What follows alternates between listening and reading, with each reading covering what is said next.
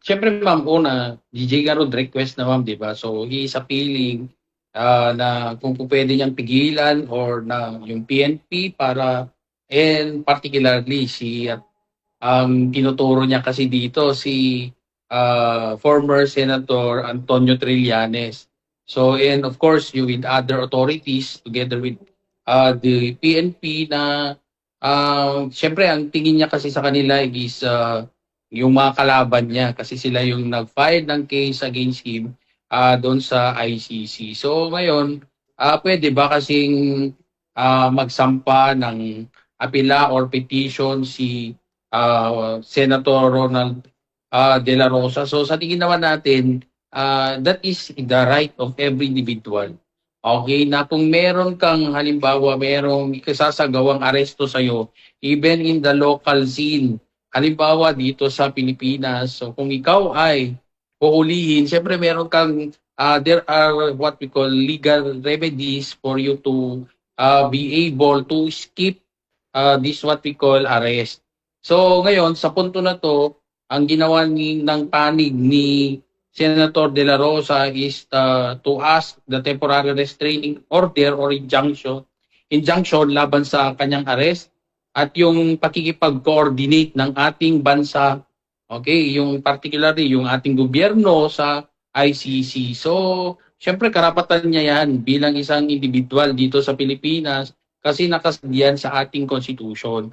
So doon sa kanyang pag-apila, so that is part of the due process, and one of which is of course yung humingi ka ng temporary restraining order.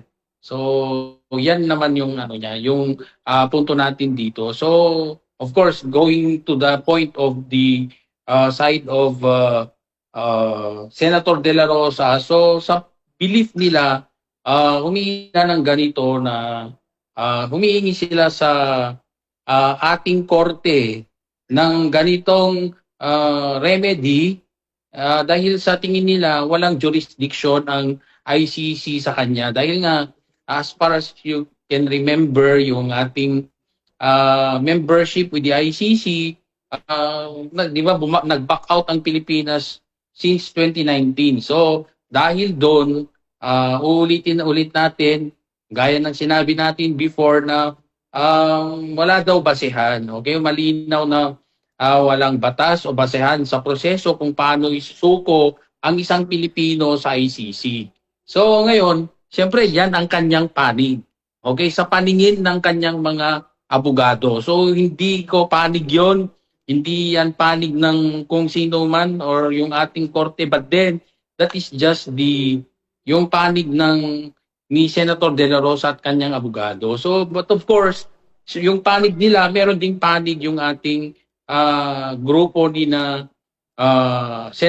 former Senator Trillanes at ang mga legal experts. So, ayon naman doon sa mga kumukontra dito sa hiling ni Senator De La Rosa. So, meron din daw legal na basihan. Okay, sa nakapaloob yan kasi sa ating Republic Act 9851. So, yung ating 9851, yan yung batas tungkol sa, kung hindi ako nagkakamali, yan yung batas tungkol sa ating, yung tungkol sa mga crimes against international humanitarian. Okay, ito, crimes against international humanitarian law, genocide, and other crimes against humanity. So ngayon, balikan natin, di ba? Yung ano ba kasi yung kasong kinakaharap ni Senator De La Rosa? So it falls according to the legal experts at doon sa team ni former Senator Trillanes, covered siya kasi nandun nga sa Republic Act 9851 wherein nakasad doon to be specific na maaaring isuko o i-extradite ng Pilipinas ang isang akusado sa isang international tribunal gaya ng ICC para sa crimes against humanity at ibang mabibigat pang krimen. So, going back. So, ano bang kinakaharap kasi na kaso ni Senator De La Rosa? So, that is crime against humanity. So, nakapaloob na dito sa batas na to na po pwedeng isuko o extradite ng Pilipinas. So, yun naman yung punto ng ating mga legal experts. So, pangalawang tanong dyan is, magkakaroon ba siya talaga, di ba ulitin natin, di ba sabi nga natin na hindi na daw miyembro ng ating Pilipinas since 2019. So dapat wala na ring jurisdiction yung ICC sa kanya kasi nga hindi na nga miyembro. Pwede namang punto yun, kaya lang sabi naman ng iba, papaliwanag din natin na when you talk about jurisdiction, jurisdiction starts from the time the crime has been committed. So hindi naman siya from the time that you are a member of that particular international tribunal. So hindi naman yon. Ang basehan dyan is if you are when the crime was committed. So allegedly doon sa petition, the crime was committed way back 2016 prior to the withdrawal of the Philippines from the ICC. So, yun naman yung ano natin dyan, yung ayan naman yung punto ng mga nandyan sa usapin na to, di ba? So, yun naman yung kanilang punto. So, it started way back 2016. So, ngayon, 2019, nag-withdraw. Pero, when you talk about jurisdiction, so it starts from the time the crime was committed. So yun naman ang ano diyan, yung conflict. So it's all, we give all due respect to our court to really look up into it.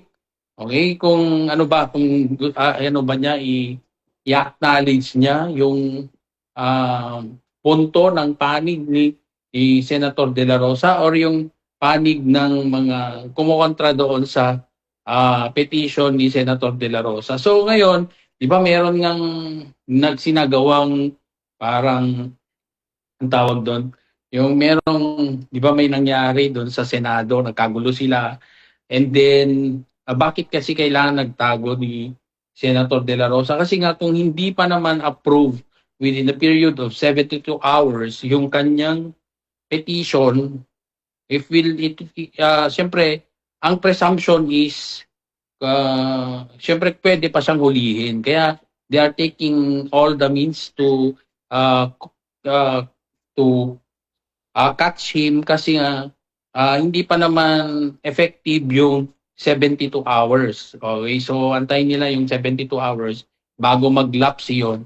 Pero kung mag-lapse at yung decision ng court ay against his favor, so talagang uhulihin siya. Okay, so yun yung pwedeng mangyari dyan sa ngayon. So far, yun nga yung sabi nga natin, gaya ng in-explain din natin before, bakit kasi kailangan mga PNP? Di ba? Bakit kailangan mga taong gobyerno yung uhuli sa kanya? So, if you look into the ICC, wala kasi silang police. So they are relying also to the local government for a person to be caught. Okay? So yung uhulihin kasi, wala naman silang sariling pulis yung ICC. So ang magpupulis pa rin sa kanila, yung mga alleged to be under their jurisdiction na kailangan nilang arestuhin, kailangan pa rin nilang dumaan doon sa country kung saan nakatira yung isang tao na kinasuhan or yung akusado. So wag nyo namang isisi na ginagawa din lang ng mga nasa gobyerno yung kanilang trabaho tungkol dito. So obligasyon na nila yon na ipatupad kung ano man yung utos sa kanila, maging ito pa ay International Criminal Court. Okay, so yun naman yon. And of course, according to some legal experts, hindi na rin kailangan ng judge to, di ba dito sa country natin, when you are being arrested, so kailangan ng judge. Okay, dapat yung arrest mo is issued by a judge. Pero in that case, syempre ICC, ang nag-issue naman dyan is a judge as well. So parang kung hihingi ka pa ng judge to issue it in the Philippines, para i-effect yung isang arrest, kailangan mo pang dumaan sa isang judge na local, gaya ng judge natin sa Pilipinas, parang duplication na din daw yun.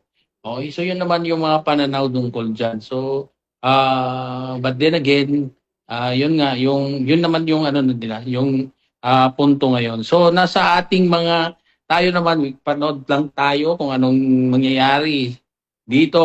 Okay, abangan ang susunod na kabanata. But then again, sa ating mga netizens, wag naman kayong mainit sa amin kasi nagpapaliwanag lang. So if you are not in favor with how we explain it, okay, you just keep it by yourself. Okay naman tayo, tayo naman, we accommodate your constructive criticism or your sharing to us para malaman din natin ang inyong mga pananaw. Pero we have to be respectful naman doon sa ating mga comments. Yun lang naman.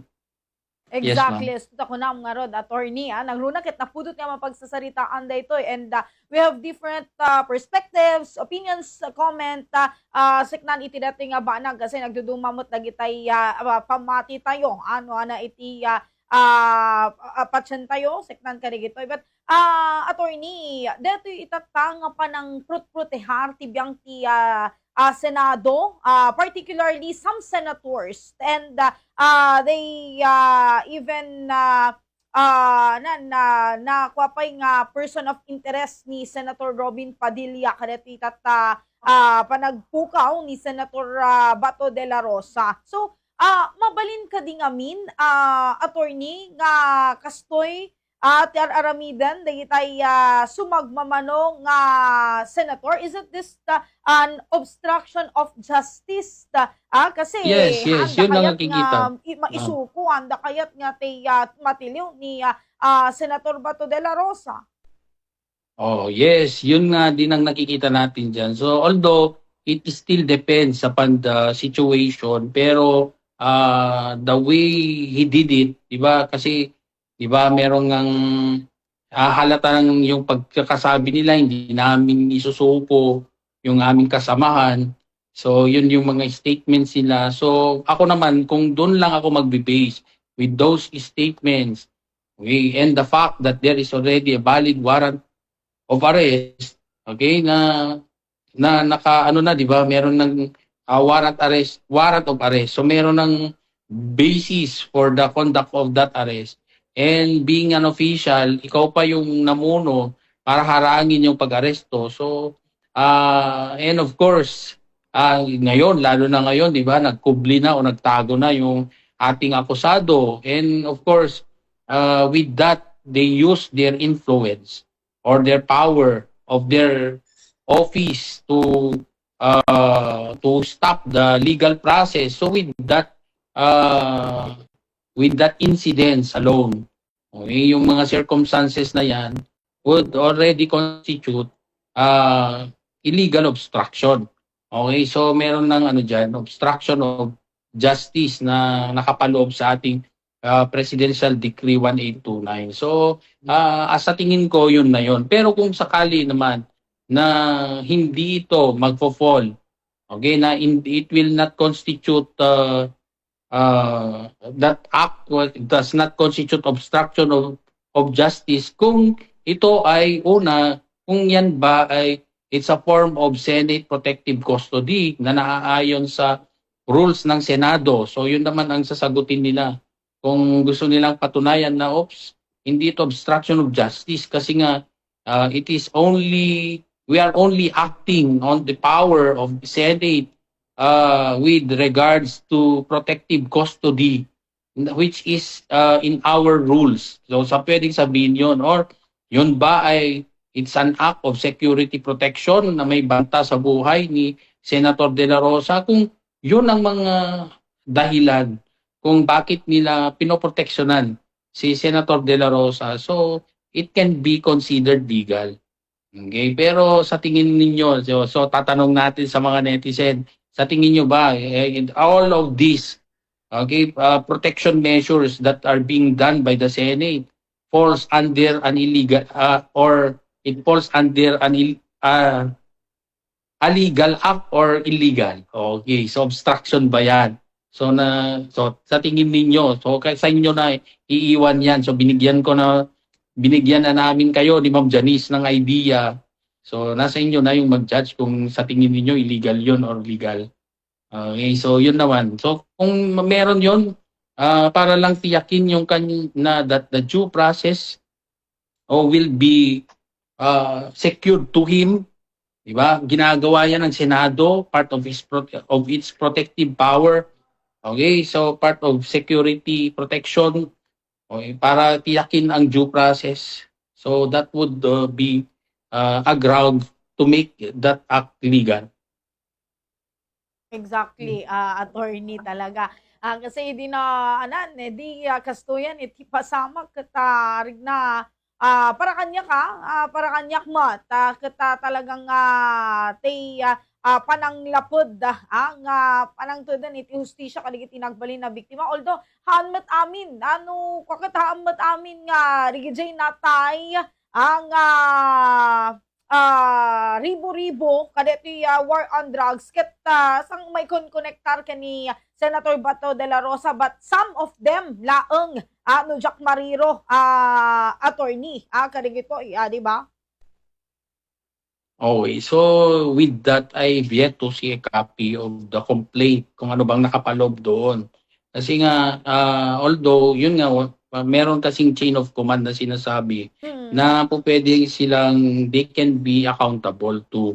Kaya lang, hindi naman sila yung nasa ground to do it and they cannot monitor all. But then again, with that, yung issue dyan na ni-raise is that because of that standing position na 'di ba kasi yun din naman yung mga sinasabi na kung merong 'di ba yung before na kung may lalaban yun naman ang instruction, hindi naman sinabi na directly na papatayin mo sila, pero syempre in the eyes of other people, so they have found loopholes on that directive or order, yun lang naman. Pero basically nasa taong bayan na itong magdesisyon kung ano sa tingin nila yung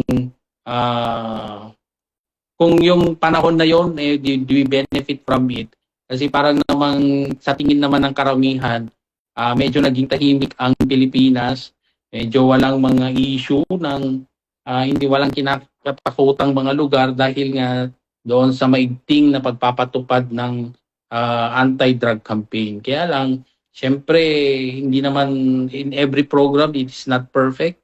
So, yun naman yung problema. Kaya lang may mga parties who are not yung hindi natutuwa doon sa kahihinatnan ng programa. Kaya yan, nag-file sila ng case. So, yun naman yun. So, I have yet to see a copy of the complaint kung anong nilalaman doon para makapagbigay tayo ng nararapat na yung panig natin or ano sa tingin natin. So far yun naman nakita naman ng iba kasi hindi naman lahat ay matutuwa kasi of course it's when you talk about these issues more on ano to meron din kasing kasamang political issue.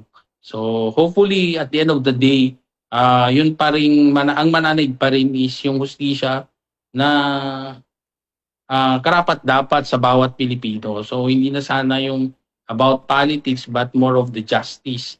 Kasi nga sa tingin naman at the end of the day, sabi din ng mga tao na parang noong panahon na yon ay naging tahimik ang Pilipinas. Kaya lang there are the times that there are abuses, yun naman yung issue. Kasi nga dapat kasi kahit nasabihin natin na we are strong in the implementation in a particular program, we still have to remind ourselves that we need to follow the law.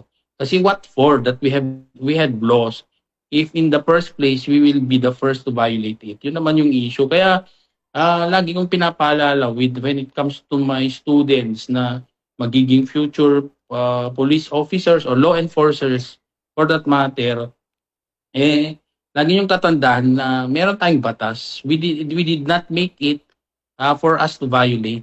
It is for us to, dahil tayo we are here to serve and protect the people and not our personal goals or personal commitment. Kasi noon, nakakarinig kasi tayo ng mga instances, although there is no confirmation confirmation on that matter. Meron daw mga quota, bakit nagkakaroon kasi ng quota pagdating sa paghuli? Diba? Dapat kasi it comes natural. So, dapat kung sino yung talagang uhulihin, yun ang uhulihin. Hindi yung peperesahin mo na dapat makahuli ka with a certain number because that's part of your target. Okay, yun yung bilang, yung quota mo. So, parang hindi naman ako amenable pag gano'n. Hindi naman po pwede yun. Dapat yung pag may huhulihin kayo, dapat yun ay talaga naman, they violated the law. Okay, then you're just enforcing it, kaya sila ay nahuhuli. Pero yung punto na you have to produce the number, so that's another story. So at the end of the day, I always remind my students, isipin nyo, tayo, mababang tao lang tayo, nasa ground tayo. Yung ng presidente, hinuli nila eh. So napunta pa sa The Hague, how much more to us na nasa baba, di ba? So mas lalong ano nila yung mga batas, so walang magliligtas sa atin kundi sarili lang natin. So if you are doing your work, just do it in accordance with law. And of course, kasama na yan yung prayers kasi minsan there are marching orders coming from somewhere else for us to do illegal acts. Okay, for the sake of, I do not know kung anong purpose niyan, but then again, we have to protect ourselves. Okay, we have to protect ourselves because doing the right thing will never go wrong. Okay, yun lang naman. Yes, attorney. Aga pa isuta ko na. But, attorney, mauding nga sa lutsod. Kasi, mga gantayo akan kanayon kat foreign court kung unati sumagmamano, even Senator De La Rosa and the other senators, they considered International Criminal Court as a foreign court wenaan kat banyaga korte ang kunkunada. But attorney, di ba datayo kasakbay nga nag-withdraw tayo di 2019, we are part of that and nakipagperma tayo and haan kani nga ti International Criminal Court is a court, International Criminal Court, and it's just based nakabase lang isuna iti Netherlands, The Hague, ijay Netherlands, attorney. So, kaya nasa on, considered ka din, mabaling awagan tayong foreign ko na tayo, ket it composed different countries and that includes Philippines before, attorney. Okay, so yun lang gusto natin ding linawin kasi nga, kasi yung, when you talk about ICC, that is a treaty stipulation. So when we say treaty stipulation, it is an agreement or treaty that has been entered into by our country in relation with other sovereign states. Okay, so we have our own laws, and that would prevail to us when we talk about criminal laws. So when there is a crime that has been committed, so doctrine of yung ating general, yung ating doktrina dyan is yung general application. Siyempre yan, di ba? With generality principle. So, halimbawa kasi, kung yan ay territorial yan, territorial.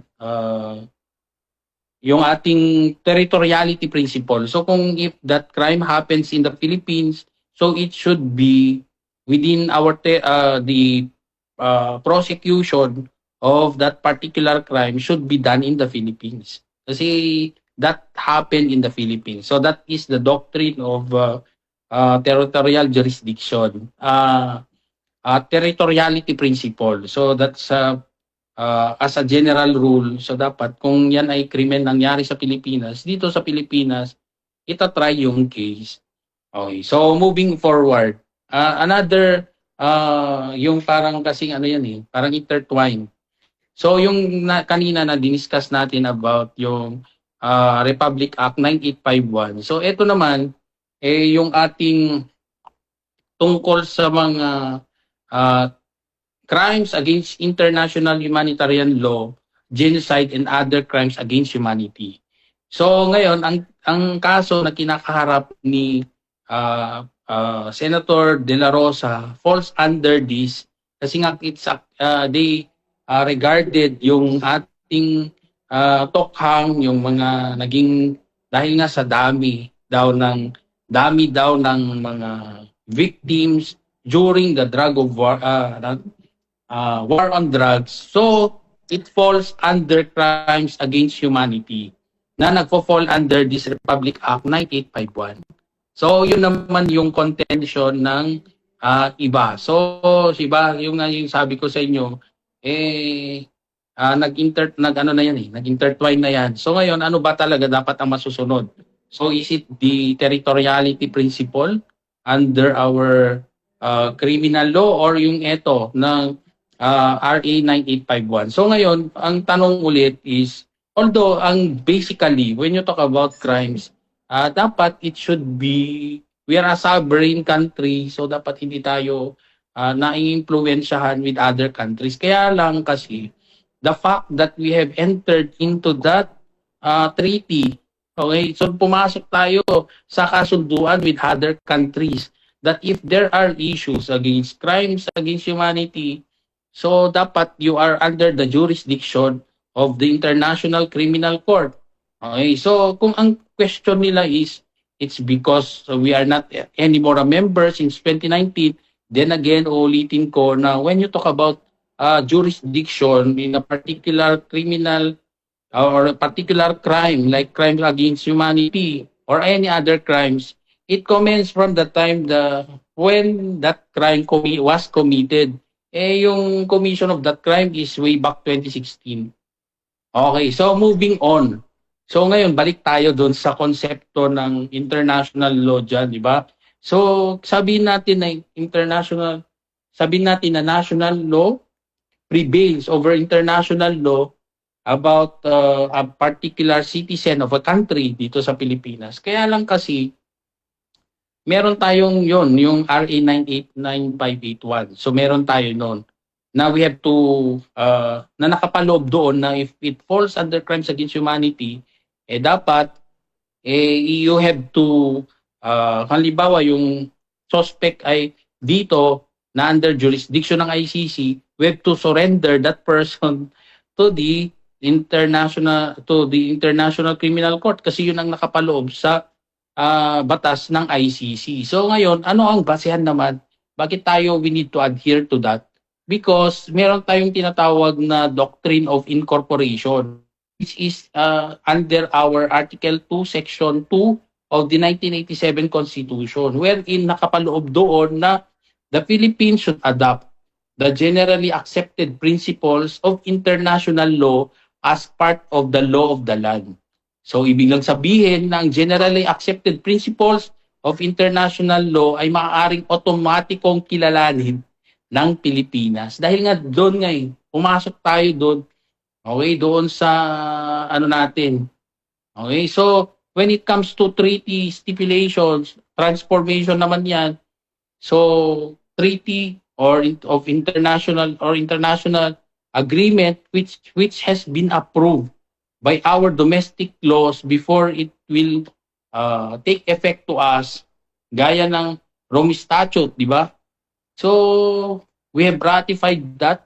We are already part of ICC. So, kung yan ay yung argumento mo, hindi na po pwede sabihin na hindi rin epektibo or it will not, that ICC will not apply to us kasi nga we have approved it. Okay, so we have approved it, applying the doctrine of transformation. Kung in-approve mo yung agreement na yan, so meaning you have agreed to it. So you cannot just move out when you do not want it. Although pwede mong gawin yun, kaya lang kasi the fact na when the crime was committed, we are still a member of that ICC. Kaya nga tayo nagkaroon pa ng jurisdiction. So ngayon, so it's up for our country now kung yan ay they will still recognize it or not. Okay, so gobyerno, okay. Meron tayo kasing batas dyan na kailangan nating sumunod. Kasi nga gumawa pa tayo ng Republic Act 9851.